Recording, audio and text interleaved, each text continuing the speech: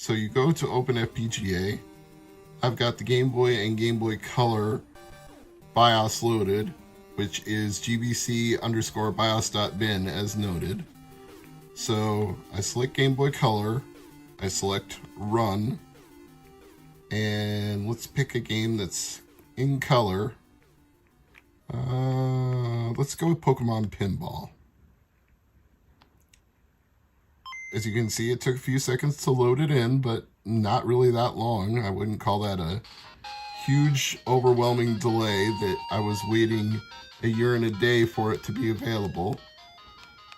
But as you can see, you can now run directly off your micro SD card. You don't have to have an EverDrive put in there. You don't have to have some sort of hacked using the, what do they call it? The developer tool for creating games. Because I know there was a workaround where you could rename your files and load them through the developer tool for programming. But this one, you don't even need to do that. You can just play it as is, and it works just fine. Let me give you another example here. I'll pause, I'll save, and go back to menu here, confirm quit, go back to Open Fpga. This time I'll go to the Game Boy Core, Run. I'll select Mr. Do, because that's always been one of my favorite Game Boy games. Of course, this is the GBC BIOS bin, so Game Boy games will be in some form of colorized appearance, like a 4-color palette, but it will be functionally the same as playing them on an original Game Boy, as you can see here.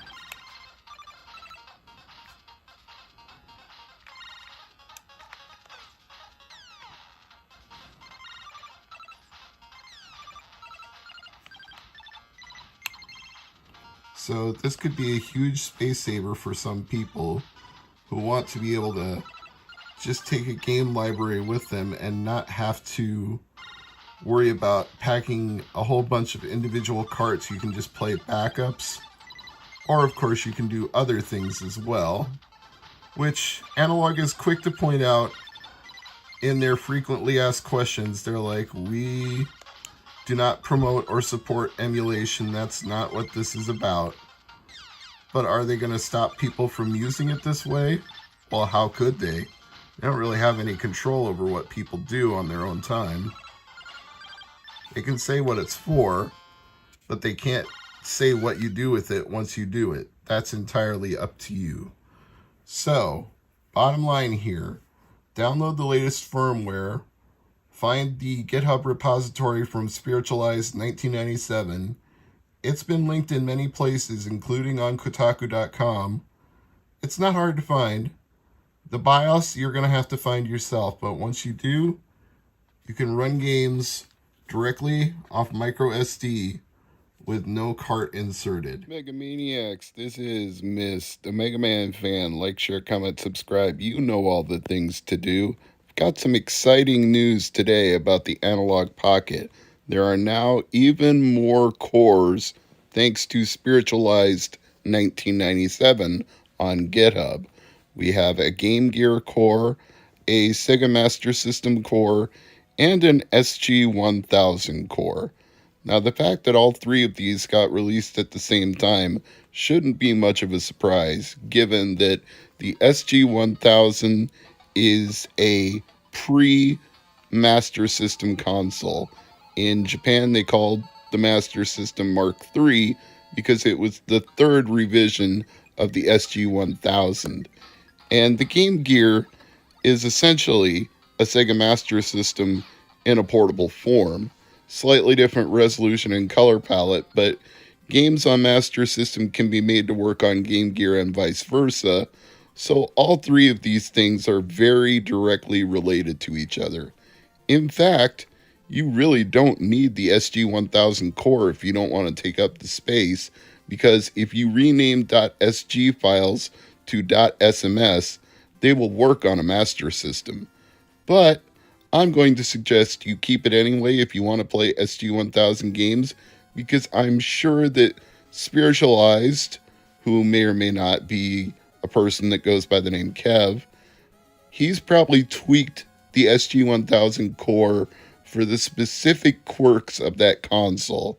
So instead of playing SG games through the SMS core, you might just want to play them through the core therefore, and same with Game Gear and so on. But the bottom line is we have all new cores, and there's even a Neogeo Core out there, which I don't recommend because it's in beta and it's really wonky. Spiritualized didn't make it, and it uses a very specific Neogeo ROM set that I don't have, and you have to source the BIOS files yourself. It's incredibly wonky. I couldn't get it to work. I gave up on that core. I think the Neogeo Core needs more development time before it's truly fleshed out and ready to go on the Analogue Pocket.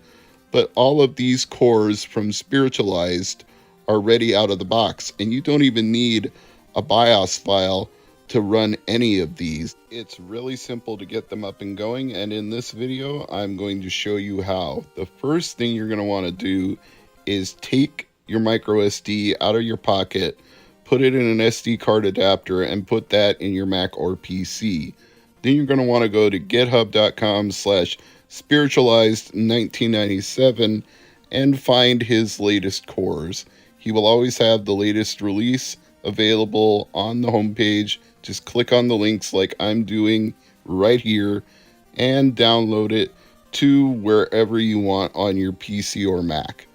I just use the downloads folder for convenience here, but it doesn't really matter. Once you have that file, you're going to want to do the obvious thing and unzip it.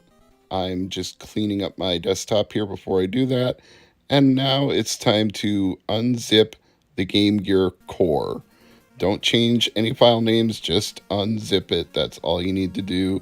Once you have that folder, you can get rid of the zip file. And now you're going to transfer everything in the zip file over to your Analogue Pocket. Go back to your micro SD card, wherever it's located on your desktop, and start with the assets folder. Go into the assets of the zip file. You see where it says GG? You're just going to drag that over to assets. You're going to do the same thing with every one of these folders. Cores, you're going to open that. You're going to find the core for the Game Gear inside. And once you do that, you're going to drag Spiritualized GG to the folder on your pockets. Tango says hello, by the way. You're going to drag that folder over to your Analogue Pocket. Oh my, he's excited. And you're going to do the same for platforms as well. Yes, Tango, we can hear you. In each case, just drag everything from the folder of the zip file over to your Analogue Pocket. And once you've done that, for all the images, all the cores, and all the assets, there's only one thing left to do. Supply your own backups of games.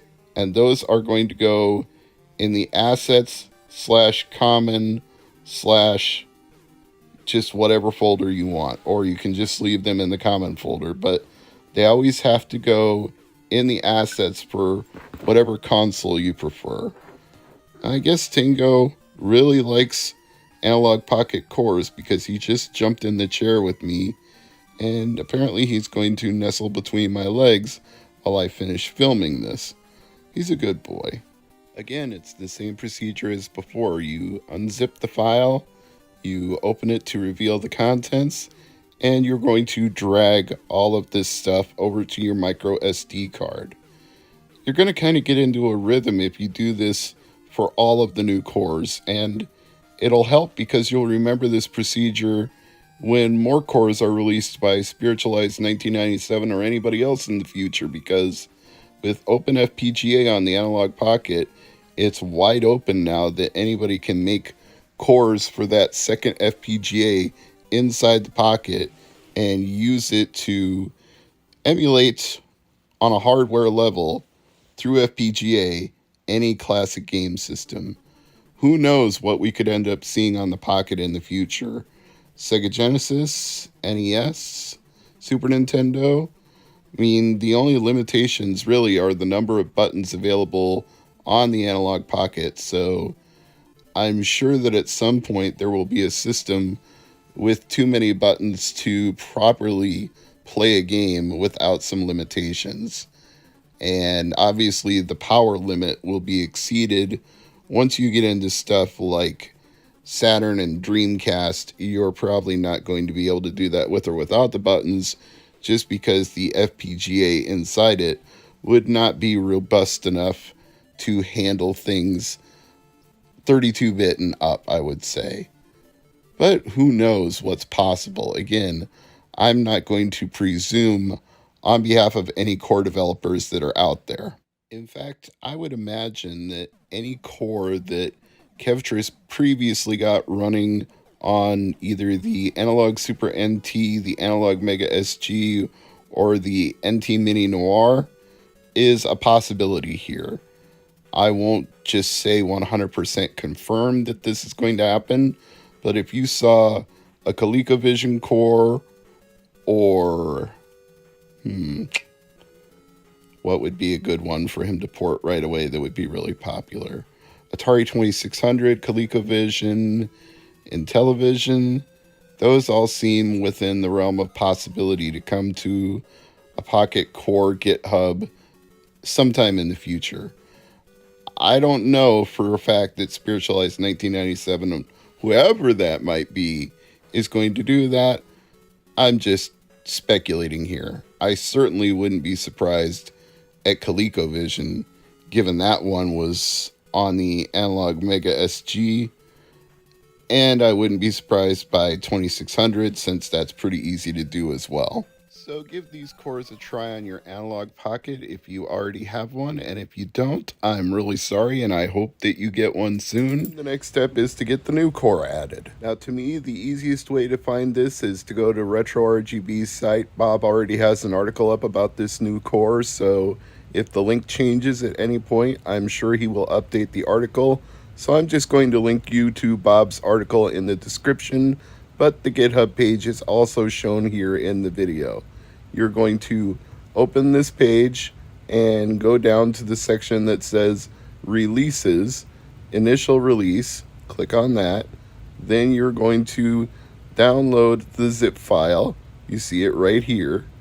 And once you've got it on your desktop, you're going to unzip that file, and you're going to move the contents from the zip file into your micro SD card. It's a very simple drag and drop process, copy and paste, cut and copy, whatever you want to call it. Just have two folders open each one. You're going to open assets on the micro SD card, drag the folder named SNES and the assets of the zip file to your micro SD card. Now go into the cores folder.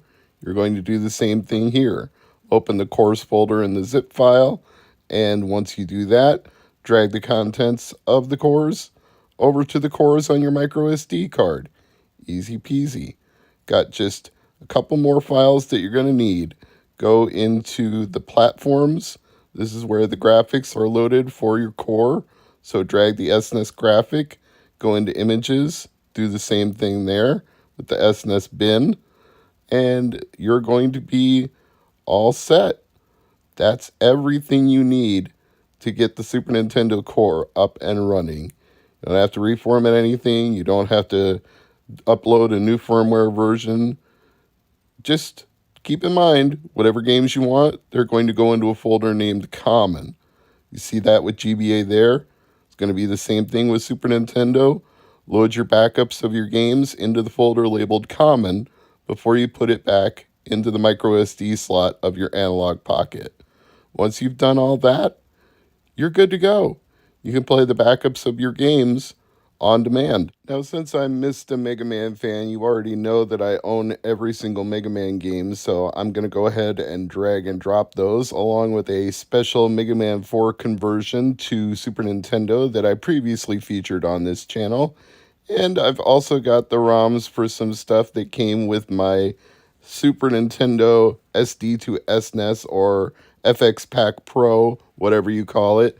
It came with a set of ROMs that were licensed by Stone Age Gamer, so I dragged a couple of those files on here as well.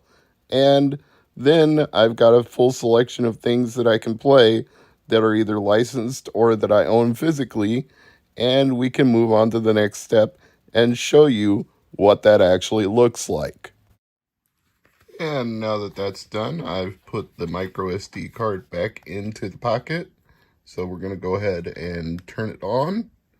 And once we do, the SNES Core should now be available under Open Fpga. And there it is. So we will go ahead and select it and run it. And the list of games that you imported should be right there. Select the game. It will load it in. And there you have it. You can now play Super Nintendo games right on your Analogue Pocket. If this thing wasn't already amazing before now, I think this might be the peak of making the Analogue Pocket cool AF. I can't think of anything more useful or versatile than having this little device run directly off a micro SD card. Game Gear, Game Boy Advance, Game Boy Color, Sega Game Gear, and Super Nintendo.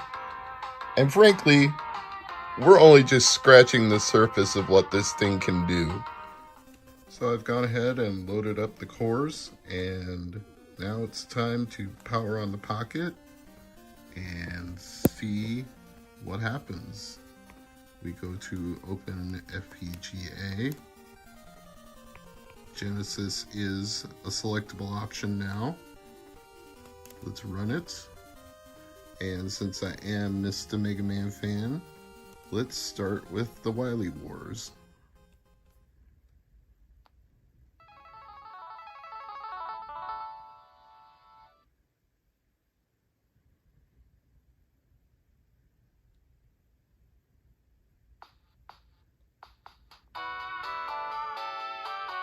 Other than that weird little bit of graphical error at the top, it seems to be working pretty well. For being in an alpha state, I would call it playable. The games itself aren't glitching. There may be a little bit of glitchiness at the top of the display, but the actual game is working just fine. And Tingo is reaching for me again. Yes, buddy. You don't have to be jealous. You're named after a cat from Mega Man. You are part of this legacy, buddy. Obviously, sound and graphics may not be perfect, but this sure looks good to me. Feel like going my finger there.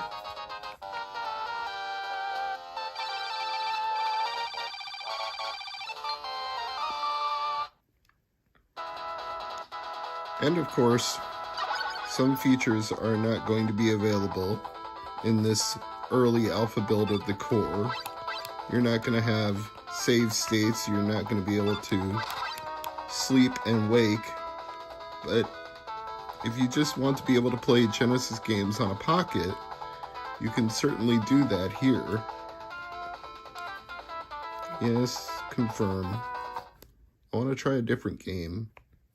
I know I'm Mr. Mega Man fan, but got to put this core to the test, so let's go with one of my all-time favorite games. Keep in mind, as far as I'm concerned, these are legal backups because I do own all of the games that I'm showing you. And it appears that Rocket Knight Adventures is one of the ones that just doesn't work on this core, which is okay. I knew that not everything would, but you would expect Sonic the Hedgehog to work. And again, with a little bit of graphical glitchiness at the top. And no, actually, it doesn't seem to be running. Now, wouldn't that be weird if the only thing that worked was Mega Man The Wily Wars? I mean, that would be sort of appropriate for the channel, but that would be hilarious if it was the case. Let's try it again. Sonic 2.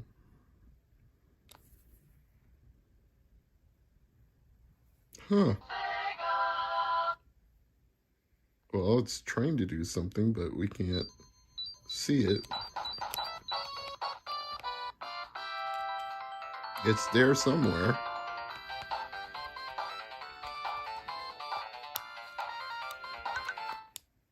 Let's go back to Wily Wars and make sure that wasn't just a fluke the first time around that it worked. No? Well, I'll be damned. So far, the only thing I can actually get to work on this core is Wily Wars. How do you like that, Tango? What do you think about that? He's an adorable muffin. So yeah, it's going to be hit or miss with the core in this early state, but I would say experiment with it. Some games will work, some won't. Use your NTSC backups as opposed to PAL games, European games. Those probably won't work, so that's why I'm using the, as it's called, aftermarket version of Wily Wars that was licensed by Retrobit, which also has some speed and timing fixes, the one that I unboxed on this channel. And apparently those changes also make it more compatible with this core, at least compared to the other things that I tried. So, I guess what I'm really saying for this episode of Genesis Does is I want to know what kind of luck you have if you're using this alpha, which is 0.05. Let me know what kind of results you get, and if you're using something later than that that's probably more compatible, let me know as well. And if you got any of the things running that I didn't on this core, like Sonic, well, then give me that feedback as well. I welcome your comments. I'm on Twitter at Mr. MegaManFan, MrMegaManFan. And again, this core, if you have a Pocket, all you have to do is transfer all the folders to the micro SD card in your Pocket. GitHub.com/Eric Lewis. But I'm Mr. MegaManFan. This is Tango. We both say thank you for watching, and I will see you again in a future video.